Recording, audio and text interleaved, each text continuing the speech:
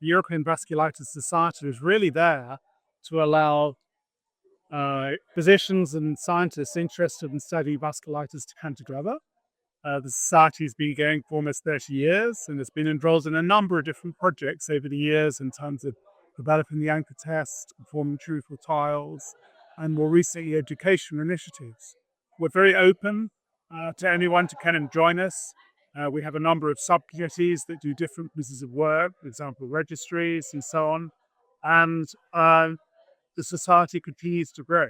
So please reach out. We have a great website, vasculitis.org, where all the activities are there. If you're interested in joining, there's membership there.